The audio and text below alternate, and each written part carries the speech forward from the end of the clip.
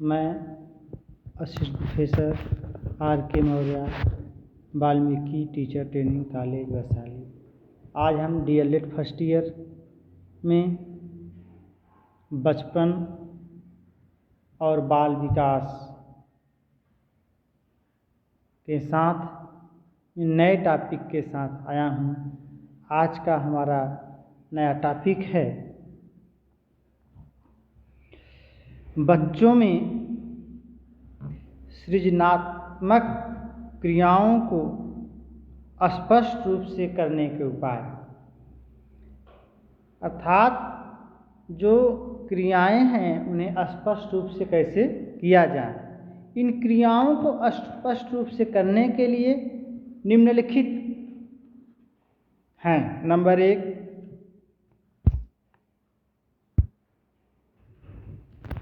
रचनात्मक खेल। रचनात्मक खेल के अंतर्गत रहेंगे बालक का विचार अभिव्यक्त करने की स्वतंत्रता प्रदान करना चाहिए।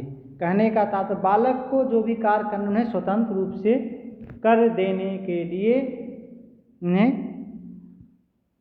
करने देने चाहिए। उसमें किसी प्रकार की उन्हें समस्या उत्पन्न न करें।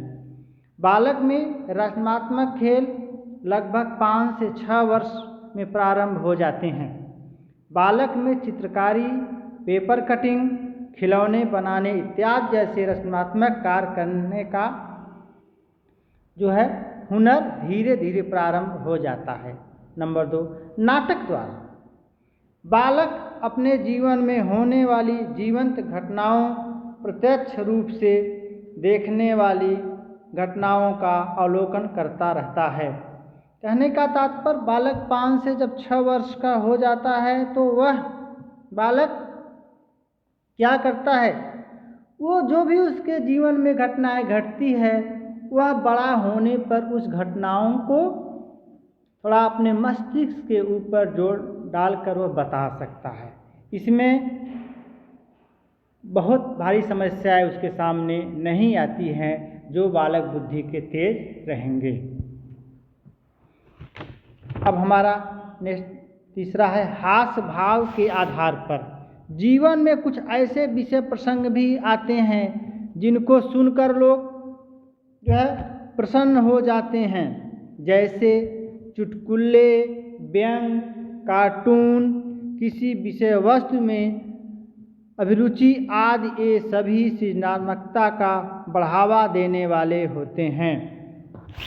अब हमारा अगला टॉपिक है सृजनात्मकता के क्षेत्र। कहने का तात्पर्य है बालक के लिए सृजनात्मकता का कौन कौन सा क्षेत्र आएगा। नंबर 1, साहित्य। साहित्य में क्या है, नाटक है, कविता है, कहानी है, उपन्यास है और निबंध आदि, ये सब साहित्य के अंतर्गत आते हैं।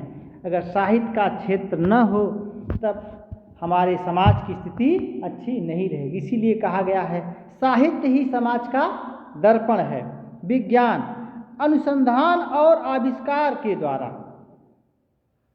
तीसरा है सामाजिक, भाव अभिव्यक्ति द्वारा। नंबर 4 है सामाजिक अंतःक्रिया और धार्मिक सांस्कृतिक कार्यक्रम से। कहने का तात्पर्य है धार्मिक और सांस्कृतिक कार्यक्रम के द्वारा भी बच्चों के अंदर सृजनात्मक आते हैं। और कला कौशल, नृत्य कला, संगीत कला, चित्रकला आदि वस्तु द्वारा यह सब बच्चे सीखते हैं। अब हमारा अगला टॉपिक है सृजनात्मकता की तैयारी की अवस्था। कहने का मतलब है इसकी तैयारी की क्या क्या अवस्थाएं बालक की होती हैं। समस्या के समाधान के लिए बच्चा जिसे आवश्यक समझता है उसी सामग्री तथा तत्वों को एकत्रित करता है। बच्चा उस अवस्था में जो सोचता है हमारे काम वाली वस्तु है उसको अपने तरफ वो रखता है, बाकी चीज को हटा देता है। उस काल में व्यक्ति प्रदत्तों देने वाली को व्यवस्थित करता है और समस्या को परिभाषित करने के लिए प्रासंगिक विचार तथा तथ्यों की संयोजना करता है जिससे वह लक्ष्य प्राप्त कर सके। कहने का तात्पर्य जो सामग्री उस बालक को उस अवस्था में चाहिए वो मिल जाता है, और जो सामग्री उसको लायक नहीं होता है वह हटा देता है और अपने लक्ष्य तक को प्राप्त कर लेता है। अगला टॉपिक है मूल्यांकन। समय समय पर सृजनशील कार्यों का मूल्यांकन होता रहता है, क्योंकि कार्यों में त्रुटियां आ जाती हैं। त्रुटियां को दूर करने के लिए मूल्यांकन किया जाता है। यदि कार्य पुनः गलत हो गया हो तो बच्चा प्राथमिक बिंदु पर पहुंच जाता है और जहां से उसने कार्य प्रारंभ किया था फिर वह पुनः कार्य करने लगता है। कहने का तात्पर्य है जो भी कार्य बच्चा किया रहता है फिर उसका मूल्यांकन किया जाता है, क्या गलत है क्या सही। हो सकता है चरम सीमा पर भी जाकर गलतियां कर देता है, तो फिर वह बच्चा फिर वापस आता है, उसमें देखता है क्या त्रुटियां, धीरे धीरे फिर वो जहां से शुरू करता है फिर वहीं पहुंच जाता है। अब हमारा अगला टॉपिक है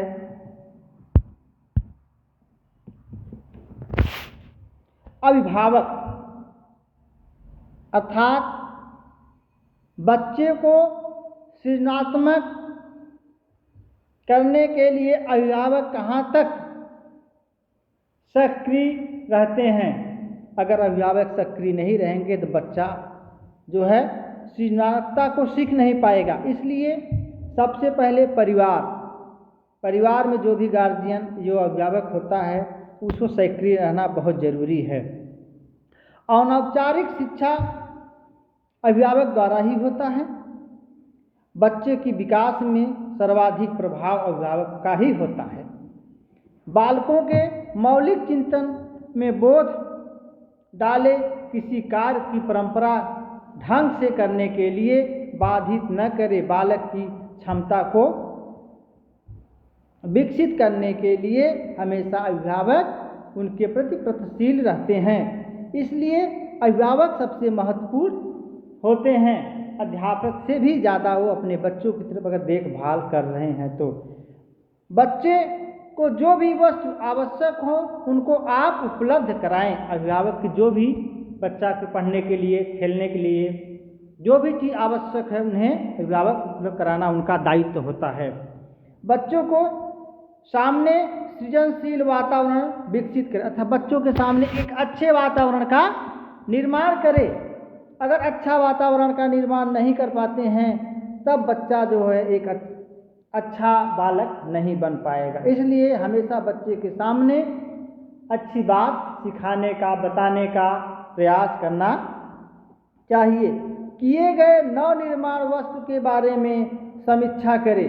यदि बच्चा कोई नवनिर्माण वस्तु किया है तो उसका समीक्षा करिए, सर्वेक्षण करिए, बच्चा क्या कर रहा है, कैसे कर रहा है, गलत कर रहा है, सही कर रहा है। इसलिए अगर बच्चा गलत कर रहा है तो उसे जो है अच्छे से बताने का कार्य करना चाहिए। यदि सही हो तो उसे प्रशंसा करें। अगर बालक मान लीजिए लिख रहा है स्लेट पर या कॉपी में शब्द सही बना रहा है, लिखने की प्रक्रिया उसकी सही है, उसकी प्रशंसा करें, उसके पीठ पर थपथपाए, बहुत अच्छा, शाबाशी दें। इससे बालक जो है बहुत प्रसन्न रहेगा और उसे शाबाशी मिलने से उत्साह उसके अंदर उत्साह उत्पन्न होता रहता है। और अगर ऐसा आप नहीं करते हैं तो बालक के अंदर ये भावनाएं उत्पन्न नहीं आएगी, इससे निराशा भाव रहेगी। इसलिए बालक को प्रति अच्छा व्यवहार करें। अब हमारा अगला टॉपिक है अध्यापक की भूमिका। कहने का तात्पर्य अभी तो हम अभिभावक या गार्जियन के बारे में बताए हैं, अब है अध्यापक की भूमिका। अध्यापक बच्चे के बारे में सृजनात्मक को कैसे विकास करें, उनके एक बहुत बड़ी जिम्मेदारी होती है। इस जिम्मेदारी को हर अध्यापक को समझना बहुत ज़रूरी है। इसलिए अध्यापक की जो भी सृजनात्मक के विकास में जो भूमिकाएं हैं वो बहुत महत्वपूर्ण है और निम्नलिखित है। नंबर 1, अध्यापक विषय की नवीनतम जानकारी रखे जिससे वे बच्चों की जिज्ञासाओं को शांत रख सके। अर्थात जो भी अध्यापक जो अपने सब्जेक्ट को पढ़ा रहा है उसकी विषय की विस्तृत जानकारी रखकर बालक के जिज्ञासाओं को शांत रखे। नंबर 2 है, बच्चों के कलात्मक एवं असाधारण बात सुनकर उत्तेजित न हो बल्कि सहानुभूति समझे। बच्चे की जो है कलात्मक असाधारण बातें सुनकर उत्तेजित नहीं होना चाहिए, सहानुभूति से समझे। तीसरा है, बच्चों के व्यक्तिगत विभिन्नता पहचान कर प्रशिक्षण कर दे। कहने का तात्पर्य है बच्चे को टेस्ट लेकर उससे व्यक्तिगत विभिन्नता की पहचान करे और प्रशिक्षण दे। नेक्स्ट अगला रहेगा, शिक्षक को बच्चों के उत्पादक और मौलिक चिंतन की बढ़ावा देने चाहिए।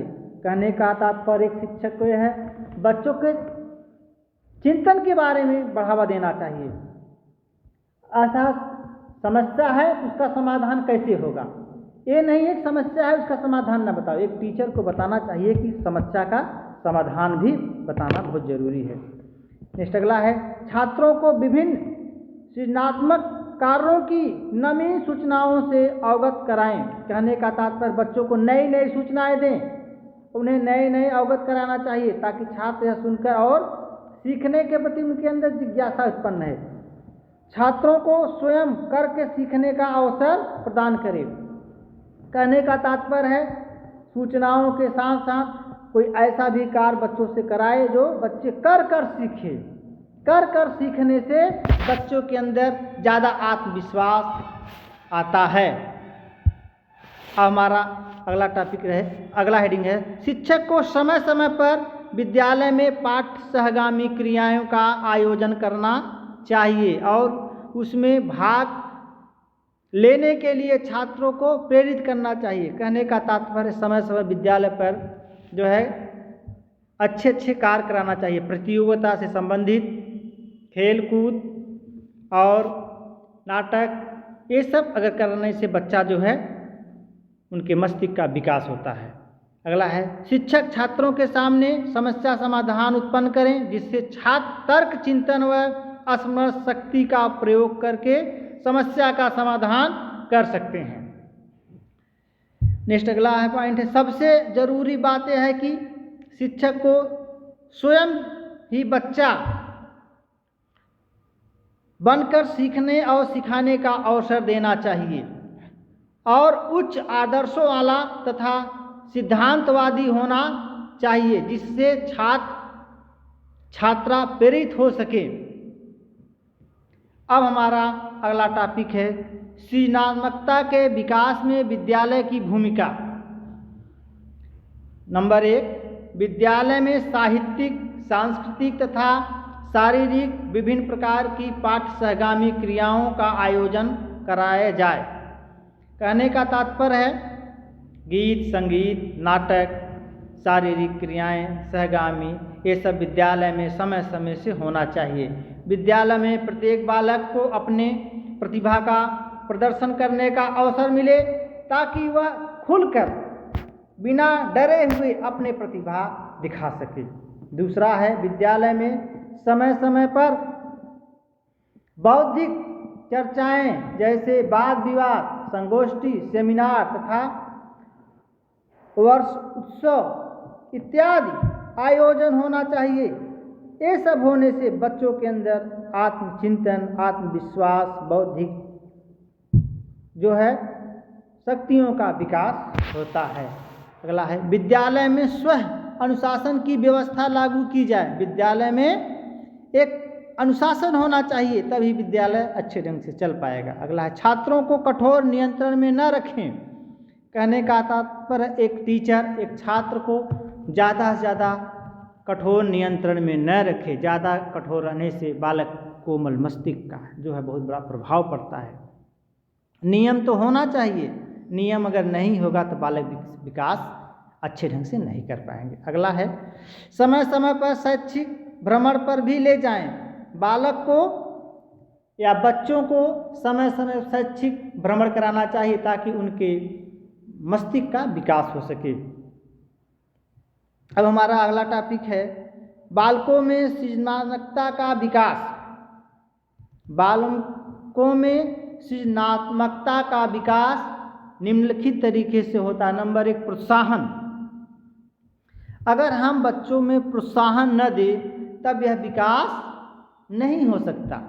इसलिए हम आपको पहले बता चुके हैं कि प्रोत्साहन दिया जाता है। जैसे बच्चा लिख रहा है, अच्छा लिख रहा है तो शाबाशी देना चाहिए, उसे प्रोत्साहन कहा जाता है। तब प्रोत्साहन देना बहुत ज़रूरी है। चित्रात्मक प्रतियोगिताओं, कविता रचना, अभिनव, कहानी लेखन इत्यादि क्रियाकलापों का आयोजन कराया जाए तभी बच्चों को प्रोत्साहन मिलेगा। नई सूचना का संकलन। अध्यापकों का कर्तव्य है कि विद्यालय में उत्तम श्रेणी का पुस्तकालय, कंप्यूटर, इंटरनेट की व्यवस्था तथा समय समय पर प्रदर्शनी, अवलोकन आदि का आयोजन करना चाहिए, तभी बालक का विकास हो सकता है।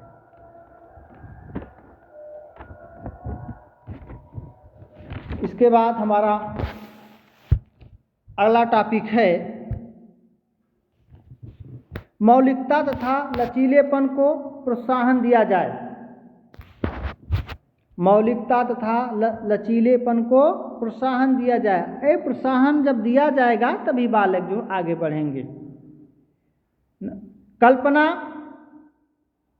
कल्पना के द्वारा व्यक्ति आगे बढ़ता है। माता गुरु एक बताता है, वह चाँद है, चाँद पर कैसे चढ़ा जाए बालक के सामने, ये कल्पना करता है। बालक क्या करता है? कल्पना करता है, लेकिन उसी कल्पना के सहारे धीरे धीरे वह अपने लक्ष्य को प्राप्त कर लेता है। नेक्स्ट अगला है अपसारित चिंतन, अर्थात अपसारित भी चिंतन करना चाहिए और बच्चों के अंदर को झिझक और डर को दूर किया जाए। कहने का तात्पर्य है कि बच्चे के अंदर जो भी झिझक है, डर है, उनको दूर करने का प्रयास करना चाहिए। नेक्स्ट अगला हमारा टॉपिक है सही मूल्यांकन। टॉप 10 कहने का तात्पर्य इसमें निष्पक्ष होकर बच्चों का मूल्यांकन हर टीचर को करना दायित्व बनता है। बालकों में सृजनात्मक का विकास करने हेतु उनका समय समय पर प्रशिक्षण एवं मूल्यांकन किया जाए। किसी समस्या के समाधान अथवा नवीन रचना के लिए बालकों में तथ्यों को लागू करने का निश्चय किया जाए और उनका भी मूल्यांकन किया जाना चाहिए। बालक का सृजनात्मकता का मूल्यांकन करने में किसी प्रकार की कोई समस्या आ रहा है, उसको ज़रूर देखना चाहिए और मूल्यांकन करते समय हर एक चीज़ पर ध्यान देना चाहिए। इसमें निष्पक्ष होकर मूल्यांकन किया जाए, न किसी जात, न भाव, न वह किसी क्षेत्रवाद, भाषावाद पर भी ध्यान देते हुए बच्चों का मूल्यांकन करना चाहिए, ताकि बच्चा तभी आगे बढ़ सकता है। अगर हम जातिवाद देख रहे हैं, क्षेत्रवाद देख रहे हैं, तो हम अच्छा मूल्यांकन नहीं कर पा रहे। इसलिए मूल्यांकन सही करना चाहिए। आज के लिए हमारा टॉपिक कहीं समाप्त हुआ, यूनिट 3 समाप्त हुआ। धन्यवाद।